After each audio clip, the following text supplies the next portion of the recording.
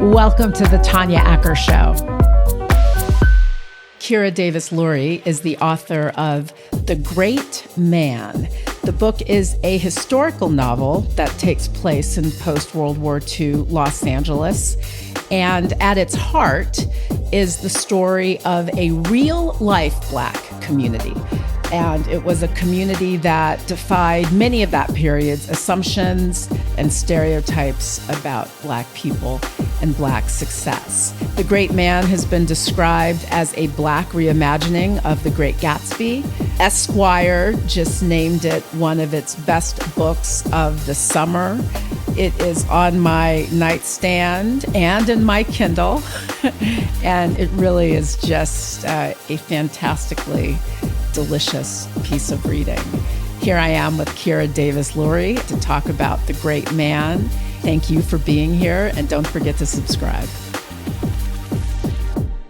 Your book is being described as a modern reimagining of The Great Gatsby. I happen to know, and folks who read your new book, The Great Mann, will know, because you talk about this very early on in your author's note.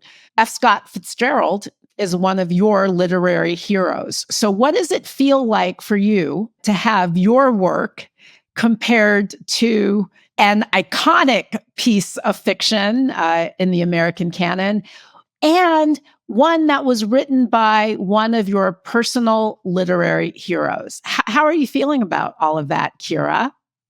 Yeah, well, I sort of set myself up, right? Because I did do a historic Black reimagining of The Great Gatsby. So I knew there was going to be some comparison. And I also knew that it's not a comparison I could really win, right?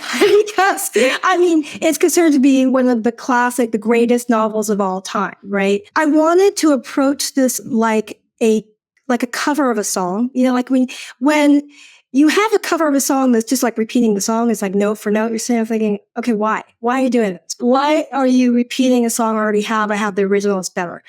But then you have covers to reference someone we just lost, Sly Stone's Que Sera, Sera. Que Sera, Sera is a folk tune. It's a lovely it's lovely. There's a reason why Que Sera, Sera aged through decades, where people held on to that song.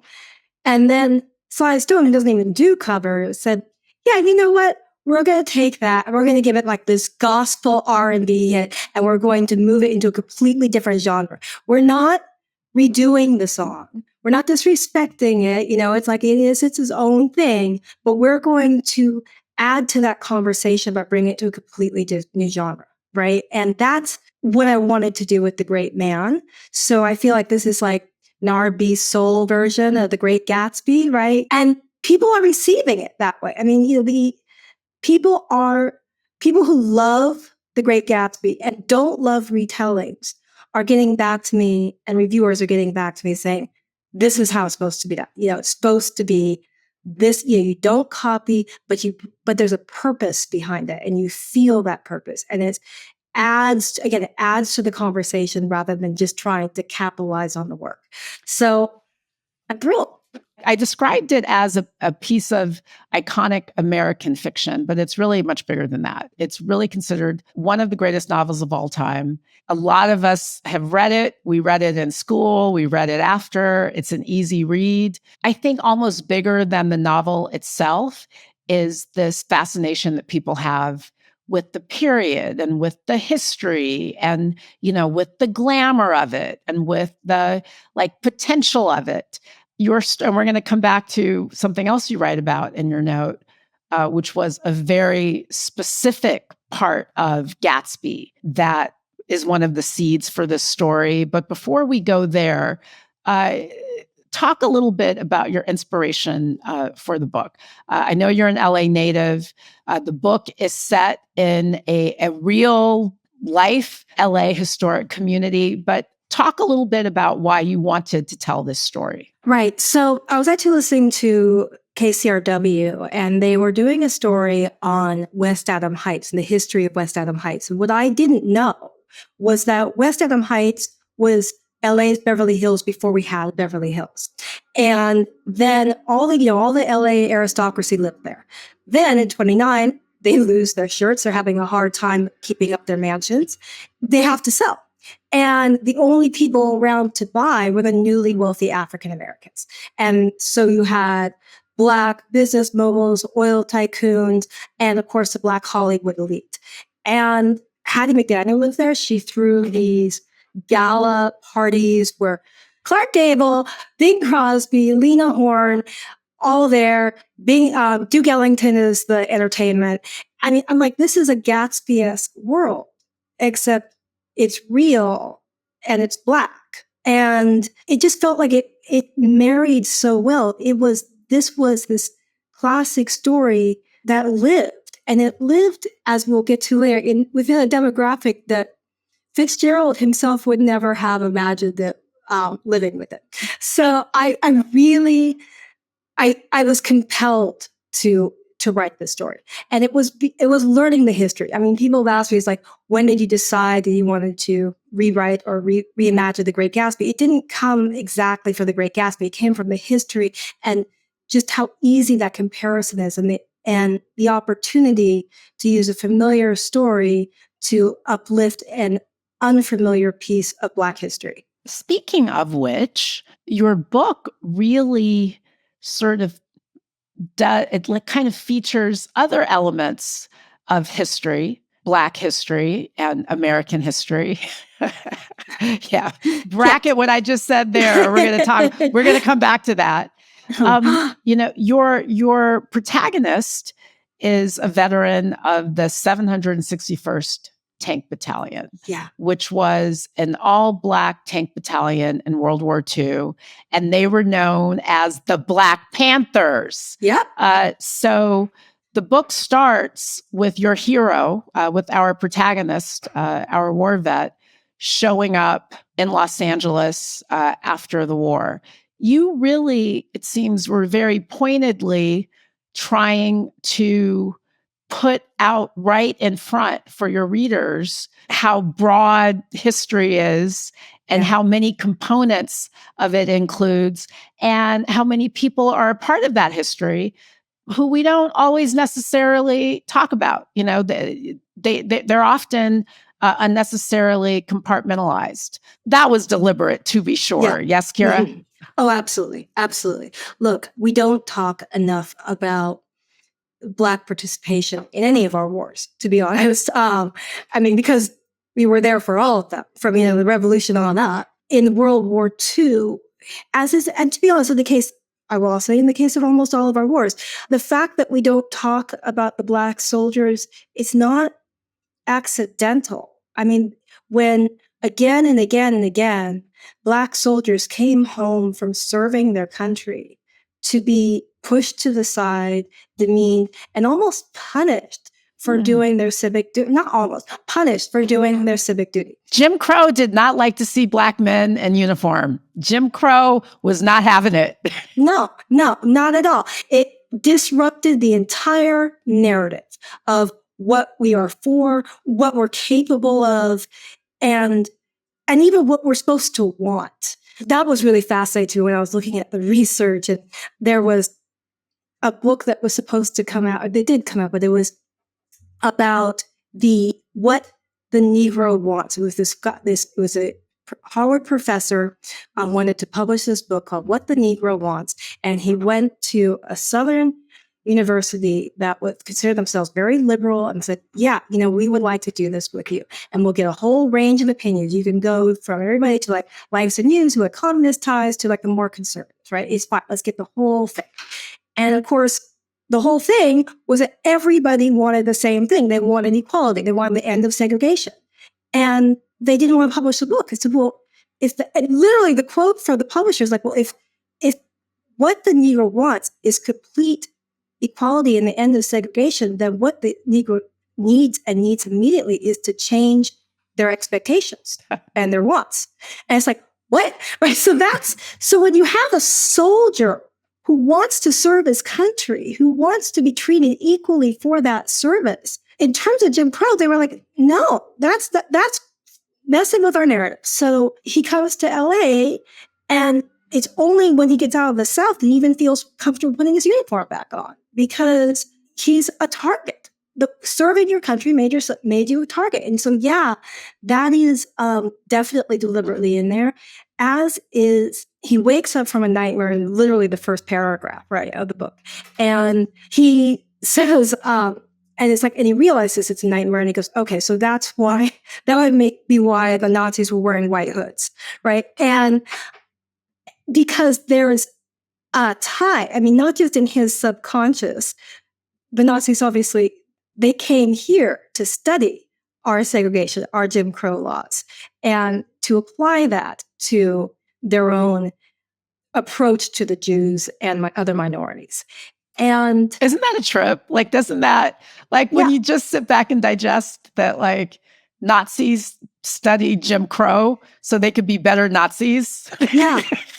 It's amazing. It's amazing.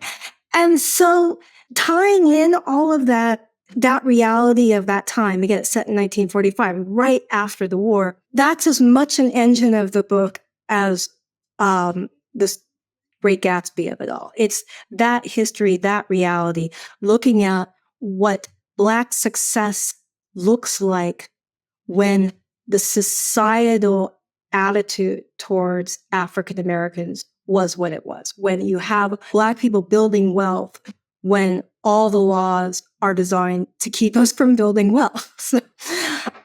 So yeah, that's sort of the center. Your book starts with this Black war veteran showing up in this community, Sugar Hill. And he's like, it's like he thinks he's in a dream. Like, there are Black people who are in these fancy houses, and they are living the life that, the life that was popularized, and the life that the culture popularized was one where only white folks live like that. And so he's seeing all of this, and he's bedazzled. And I think part of what makes your book so powerful is that this was a real thing. I mean, as you said, Hattie McDaniel lived there, Lena Horne lived there. Like, this was a real thing. That community, the real life Sugar Hill community, has an interesting story behind it too. Do you want to talk a little bit about that? In Sugar Hill, again, you had two communities. I'm going to make this a somewhat expansive answer, but there was three communities. There was the Black business community, there was the Black Hollywood community, and then there were the white neighbors who had been there whose families had been there. That's ancestral money. And the Black business community and the Hollywood Black celebrities were not friends. The Black business community felt, or the entrepreneurs, the executives, that the Black celebrities were taking roles that demeaned the entire race and held back their ability to push forward social progress. And the Black celebrities felt like we're taking the roles that we can get, and you need to get off our back. And, it's better to be here and have, and be visible than to have some white person in blackface. So enough. So there was that tension going on. But then there were the white neighbors. And the thing about these mansions that all of these wealthy African Americans owned is that most of them, I'm going to say over 90% of them, had racial covenants on the deeds. So the covenant said the only Black people who were allowed to live in those homes had to be serving as servants to white people. They couldn't be the people who actually were the master of the house. That was not allowed. Now, obviously, they bought the homes anyways. The people needed to sell, and so they said, we're just doing it. But the white neighbors decided they were going to take them to court to try to evict these people from their homes. And that they bought straight out. These were not even homes that were bought with mortgages. Okay, they owned these homes. So you had these two Black communities that were not friends that really need to find a way to work together in order to fight this external threat of the white neighbors. And so as this court case approaches, you see both the tensions and the cooperation kind of weaving together through the novel. And because that's how it happened. I mean, I didn't make that up. That I'm just pulling from history. And I don't want to go too far into how that worked out. You can either read the history or you can read the book. But the case was really important. And obviously, what I will say is that we know now, today, that's obviously illegal. It was not illegal in 1945. But the reason it's illegal today is because the lawyer who represented all of those residents in Sugar Hill, Loren Miller, went to the Supreme Court. And he's the lawyer who argued against racial covenants in front of the Supreme Court and won. And there were 2 cases, and he won both of them. He's also the lawyer who wrote the majority of the legal briefs in Brown versus Board of Education. And we don't know his name. I mean, Loren Miller is not a name that most people know. He's a major figure in my book. And again, it was really a privilege to be able to uplift him because he changed society. You are a native Angelina. You're native, right? You've been here a long time. Mostly native. You grew into it. You grew into it. Exactly. And my family. So how about this? I was conceived here. Why are you telling your parents' business? I know. It's fine. Why are you? You don't need to tell your parents' business like that. As a person from Los Angeles, right? Mm-hmm. A Black person from Los Angeles, and I grew up in LA. And I didn't know the history of Sugar Hill. It doesn't exist. There's another story around that. Read Kyra's book. Deb Archer, who's also going to be on the podcast, she's president of the ACLU, wrote a great book, a nonfiction book, Dividing Lines, about transportation infrastructure, which is a great corollary to your story. Like, I didn't know about this. And I think that it is so, like, as a reader, and, I've loved books ever since I could get through one as a little kid. And it's so much fun as a reader to, like, imagine yourself in spaces and to kind of, really dive into a work of fiction that's engrossing. And when you're also discovering a part of your own history that is not celebrated, that's ignored, that actually places you in kind of a different context than the culture at large, or some folks in the culture at large might want to place you, that feels so, it's like rejuvenating. Oh my God, yes. I'm not going to date myself, but, like, I remember when I was little and Diane Carroll was on Dynasty, and she was like Dominique. I'm so mad I just forgot Dominique's last name. But I was like, look at this. Like, I was little and I just and I wasn't even allowed to watch Dynasty. My parents are like, that's grown-up TV. But I'd see this Black woman, like, in these beautiful gowns and, like, jewelry, and kind of holding herself, not just equal to, but, Dominique was like, none of y'all are coming for me. It just felt so like, I got such a lift from it. So I say all that to say that I imagine for you as a writer, like, creating these characters, because yes, the book is fiction, but it's based on folks who actually lived like this. What was that feeling like for you? Absolutely amazing. Absolutely amazing. Look, we have lots of stories where we fictionalize Black wealth now, like okay, the whole Bridgerton thing, right? And I think that's important because it shows what could be if you just, like, if we had just opened doors, what would have been possible. But the thing is, not only was it possible, but it happened. It was real, and we don't know about that part. Again and again and again, when we're taught Black history, it's just done in a way in most institutions and most schools that it just does us all such a disservice.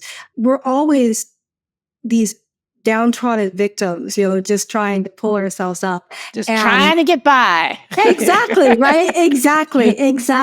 I mean, it's like people are shocked to find out that Martin Luther King came from a middle-class family. It's like they were Black middle class. It's like they don't even know that, right? And because, and going back to television for a second, I loved The Watchmen, loved it. I love Lovecraft Country, loved it. Because I saw both of those shows, I saw Black Wall Street destroyed twice, but I never saw what was destroyed. And, there is nothing poignant about being kicked out of Eden if you don't know what Eden is. And so to be able, and the destruction is horrifying, and it's also almost cliched and mundane. They did that again and again and again. The destruction was like, okay, we're just going to kill people. We're going to put in a freeway. We're going to do all this stuff, right? But the creation, that's a whole different thing. That's doing something against all the odds. I mean, the people who destroyed had all the tools. We had no tools, and we still created. We still created this wealth. We still created these communities. And yeah, it was a struggle, but to think about what these people were able to achieve, and that wasn't one person, it wasn't a token, it was a community. I mean, all these people were neighbors, okay? And they all had their fur coats, right? So to look at that world in a time when all we're taught is the suffering and not what was achieved. And yeah, frequently it was taken, but let's look at what was achieved first, okay? I mean, look at what we were able to do when all the odds were stacked against us. So that for me was fantastic. It was fantastic. I loved living in that world. And to be honest, I'm really reluctant to leave it. You don't have to. You can write another book. You could do the Sugar Hill series. But it's interesting that you mentioned Hattie McDaniel. She was a real life resident in this community, and you talk about some of the internal conflicts between the sort of Black corporate community who thought that the Hollywood folks were selling out, and the Hollywood community who's like, better us than some white dude painting his face black. And Hattie McDaniel is she's an oft discussed character, and people have such strong feelings.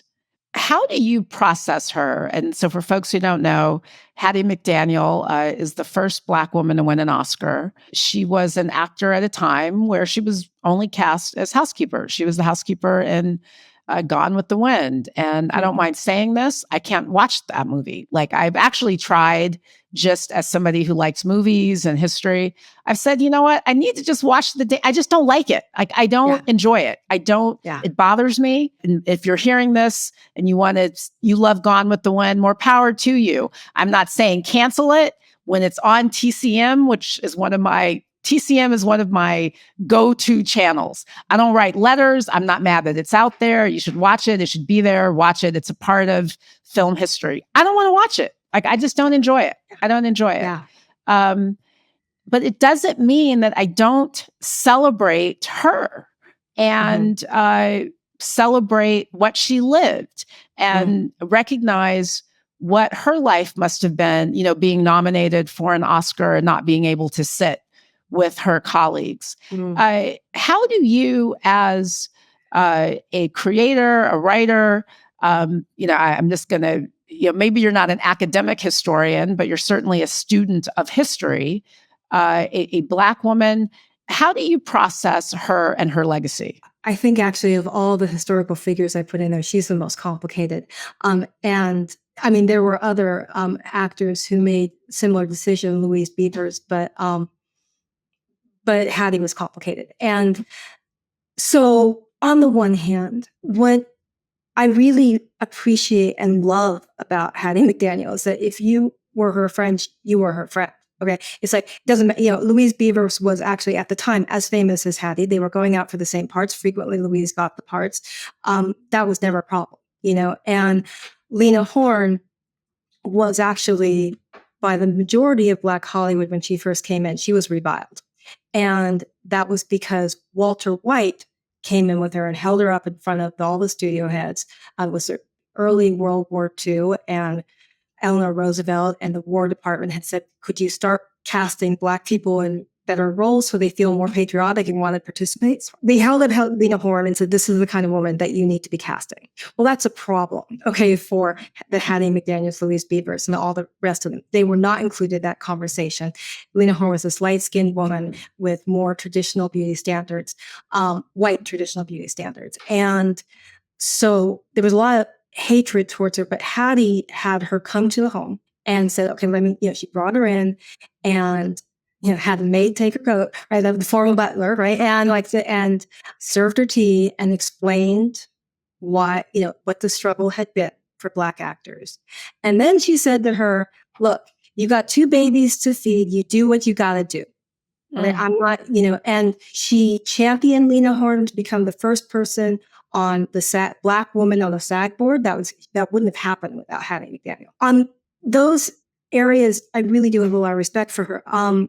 She definitely, she took roles that were offered her, and they were demeaning. They were demeaning roles.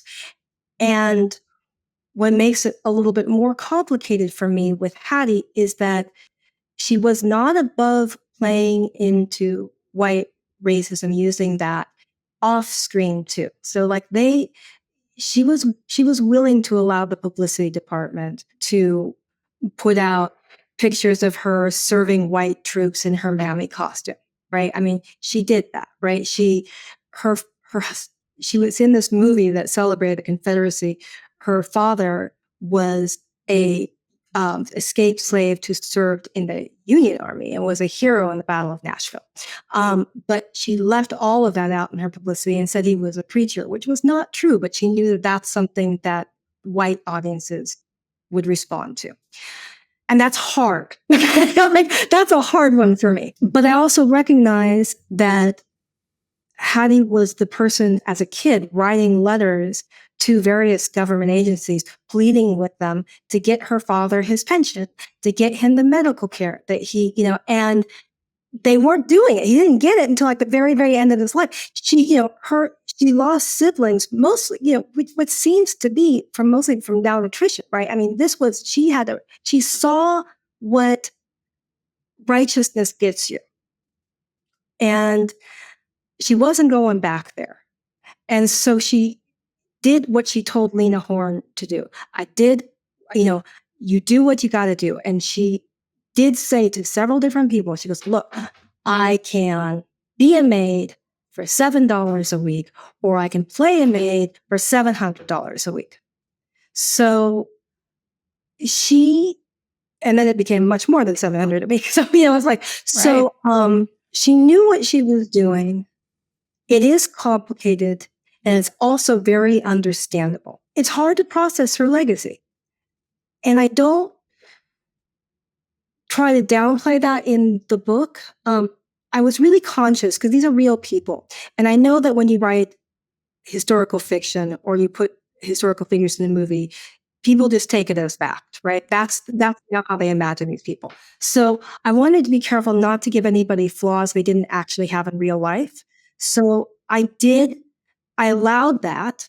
You see that in Hattie, but you also see the way that she champions her friends, the way that she fights for what's hers. I mean, her fight with this against the racial covenants of keeping her home. I mean, she was just not the enemy you want to have. And and by doing that, she ended up championing a movement, regardless of whether it was for her own sake or not. She did. It's not I think we need to look at her as a whole and recognize the pressure she was under. And if you do that and you still have some mixed feelings, I think that's okay. That's why, at least for me, it is easy for me to separate Hattie McDaniel, the woman, the actor, the woman who was living during this very oppressive time, and, that movie. I can celebrate her legacy and what she managed, without sitting through that film. And speaking of Lena Horne, when you think about, and you certainly know this, there were opportunities that were denied to her in films that were censored because she was too pretty. Mhm. She was a black Yep. sex symbol. She wasn't a maid. I can't Yep. remember the film now, but there was some project, I think, where she was in the bathtub with bubbles, and they were not playing that beautiful black woman in the South. They did not want to see a black woman that looked like that. Black women were only allowed to be presented in these servile roles. So Exactly. the world was constricted, it was limited, which, sort of going back to your book, is what makes this world that you write about so rejuvenating, because it's about a period of time where you are living the story of Black people where, it's not all about the oppression of it all. And I'm not minimizing that, because I don't think either of us need a lecture on what, we don't need a history lesson on that. We know these things. But it is nice to sort of get other parts of the story too. 100%. And yeah, that was something that all the actors in 1945, and again, this is something I deal with the book, we're dealing with. Because, as I said, during the war, Eleanor Roosevelt, the War Department, everybody wants to see Black actors playing more dignified roles to make them feel patriotic and want to fight for the country. As soon as the war was over, that was over. It was done. And, it was during the war that Lena Horne was cast in Cabin in the Sky, right? And Ethel Waters.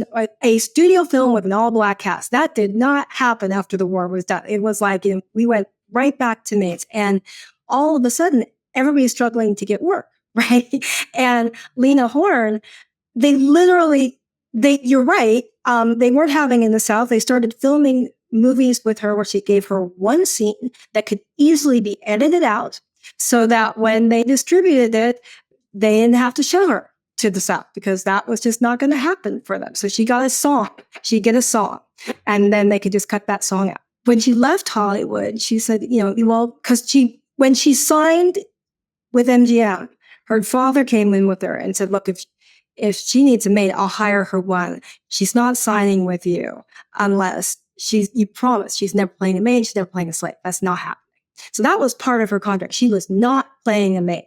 And when she left, she's like, yeah, they didn't cast me as a maid, but they didn't cast me as anything else. It was hard. So again, when you're talking to these actors like Hattie McDaniel, Louise Beavers, and saying to them, you got to take more dignified roles.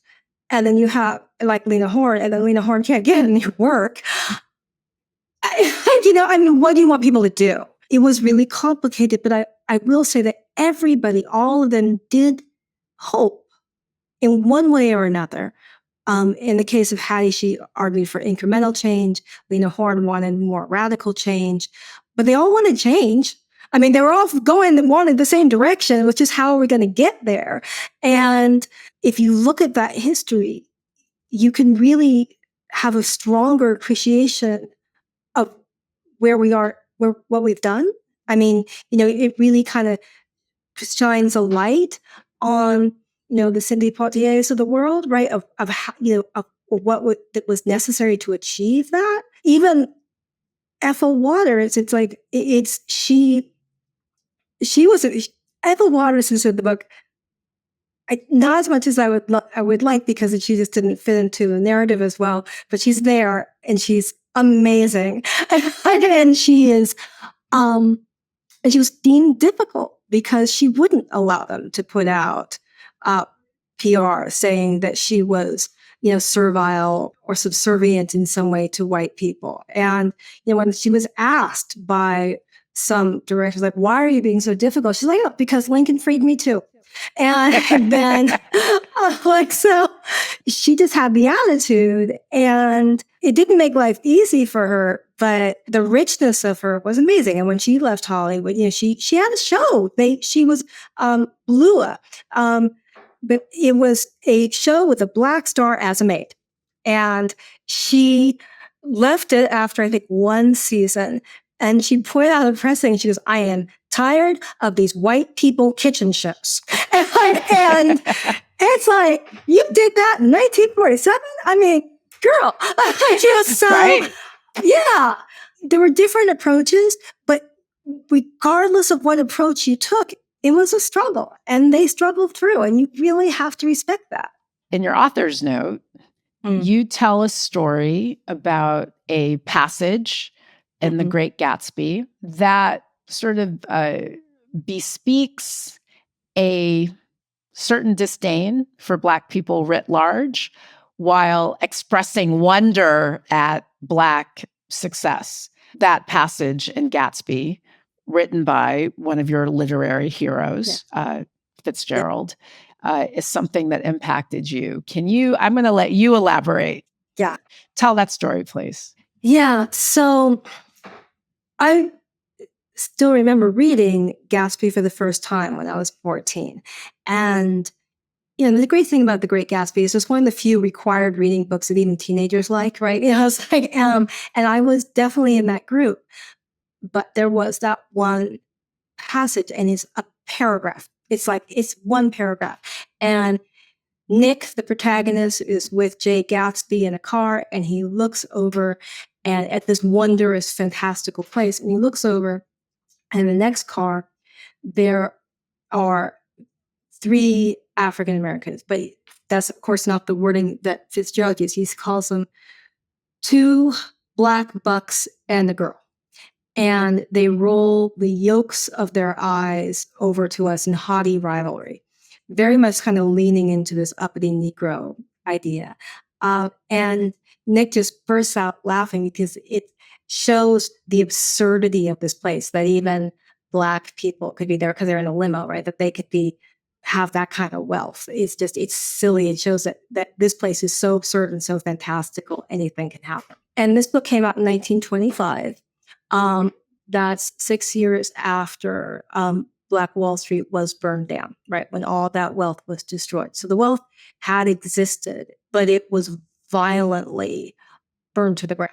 And to think about how we've been perceived through literature, film, that the few times that you see Black wealth or Blacks even coming close to wealth, it's a joke. In the films from the 1930s, sometimes like Louise Beaver, she was in a few Mae West films, right? And you see her like trying on Mae West clothes, but it's supposed to be funny, right? That this Black woman is wearing some sort of elegant whatever, and it really stayed with me. And I don't know that any English class, certainly not mine, it was not discussed. It was like, it's just, blown over. It's just part of it. And so, look, I know that Fitzgerald, there's just a way, he was a bigot. It's like, if you look at some of his personal letters, it's not unclear. I can't separate the man from the art, but I can hold love for the art of a bigoted man or of a flawed man.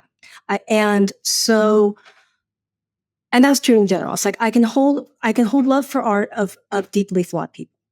And I do think that Fitzgerald, towards the very end of his life, his writings show growth. But it took a while. And I really wanted to take that kind of grotesque cliche and show a beautiful reality of what it actually was. It's not, Black wealth is not absurd, trying to strip us of the fullness of our humanity. That's the absurdity. That's the gross part. And so I wanted to write a book with that, not with perfect people, with real people and with real accomplishments.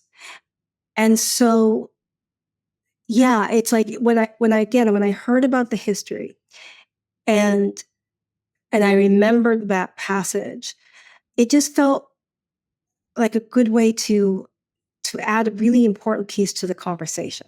Let me back up. The way that you describe how you process or your relationship to the historical character that is F. Scott Fitzgerald, I can hold love for the work of a bigoted man. I feel like that's really instructive, as we try to contemplate lots of people historically. I mean, So for me, I am a World War II junkie. You know this. I think Winston Churchill is one of the greatest humans to walk the face of the earth. I also think he was an unrepentant bigot. I am drinking from a cup that I bought at the Winston Churchill Museum in London, where I always go. I've got this like cup. It says, "You ask, what is our aim? I can answer in one word: victory." Yeah, I live by that. Okay, so yeah, Winston Churchill. Do you think that Winston Churchill, if I had presented myself, to the prime minister as I'd love to be your intern, he would have like, oh my God, he would have had me arrested, or, said, my kitchen staff is looking, go around the door, go around the corner. For a lot of communities, we are used to kind of engaging in this balance where it's like, I don't like what you did. I don't like that you thought that way, but I can honor and respect and appreciate these other things that you did, like on Team Churchill versus Team Hitler. We're better off under Team Churchill, obviously. So I love the way that you put that, because I don't think that there's any need to ignore what the history actually was, in the same way that we can also appreciate what folks have contributed, either in terms of their art or in terms of, beating back Nazis. I think that we can hold two thoughts at the same time. Why should everybody read this book? We've talked a lot about how it sheds light on this little known and rarely told story about Black people. We presently live in an environment, as you and I are having this conversation, there really is, and I think there's become an increasing tendency to marginalize stories that center Black people as if they're not a part of Black history, to suggest that it's this other thing, as opposed to sort of being a part of the American story writ large. Why should everybody read this book? I mean, other than everybody assume, because I don't invite authors onto the program whose books aren't good reading. So it's good reading, but why else? Tell people why they should read this. Well, you're right. We are living in a time where there are forces who are actively trying to erase Black history. That's something that I have tools to fight against. I don't know how to sell. I don't know how to save by the cake. I don't know. I don't know how to get anybody back from El Salvador, but I know how to fight this. And we can all access Black history in ways that don't involve eating spinach, right? You don't have to, you don't need to get a textbook. That's the joy of good historical fiction, because good historical fiction is accurate, but also has that fictionalized fun component. So I want people to read this book, and yes, because it's fun, it's a quick read. I make it enjoyable. There's a lot going on. In addition to all the civil rights stuff, there's love and rivalry and all of the rest of it. But it's also a way of uplifting the names of these people and the history of this community that has been erased to the point that, as you pointed out, even Angelenos don't know it, right? And it should be known, because this community was pivotal in where we went as a society. I mean, that fight to save their homes was monumental and changed civil rights in general, and the way we fight for them. So it's important. The people in there, the historical figures in there, deserve to be known for who they are. Hattie McDaniel, Louise Beaver, Ethel Waters, they deserve to be known as the full human beings that they are, not by their movie characters or stills, but by their glamour shots, right? But with a little spice, and the business leaders who they lifted thousands of African Americans into the middle class with their endeavors. I mean, these were important people, and their names deserve to be known too. And again, I'm not asking you to delve into an academic book. I'm asking you to have a good time and uplift these names, and I guess, and fight back from this erasure with joy. So if I have like, other than saying, I want you, yes, I want you to enjoy this book. I will hope that you all read this book, but I also hope that you take that from this book and that you remember the names in them. And the book is delicious. Like it will Thank be you. really delicious reading. I, like you, I have read so many books and enjoyed and loved so many books that delve into communities that I have nothing to do with. They're none of my ancestors or people. Like Angela's Ashes. Remember that came out way back in the day? Frank McCourt. I read that book in like 3 days. Another girlfriend of mine was reading it. She was also Black. We only wanted to eat fish and chips for like 3 days. And if you've read Angela's Ashes, you know what I'm talking about. So it's so fun. I mean, I think to kind of get into the lives and the stories of communities that aren't our own. It's really how we grow. What are you reading right now? What's on your nightstand? So I'm reading Marlon James' Moon Witch Spider King. He's a Jamaican author, and this is sort of fantasy literary fiction. I think he's a genius. I fell in love with him after The Brief History of Seven Killings, which is also historical fiction, involves Bob Marley, and apparently there was a CIA plot basically to kill Bob Marley because this phone doesn't turn off. But he weaves this whole story of Jamaican history that I didn't know, and the American involvement in this insane story that is just fantastic. This is not historical fiction, but it's just so. If you like literary fiction, this is where you go. So that's what I'm reading right now. All right, thank you for the recommend. I'm on it. Kyra Davis Lurie, author of The Great Mann. This book, everybody's talking about it. Summer is here. This is your summer reading. And it's also it's just full of interesting tidbits about things that actually happened. The book is fiction, to be sure. The book is fiction, but it's historical fiction. And it's a part of history that a lot of us don't know about and haven't heard much about. So thank you for shedding a light on that, Kyra. I appreciate you. Thank you for having me on. Come back. Absolutely. This was wonderful. Thank you.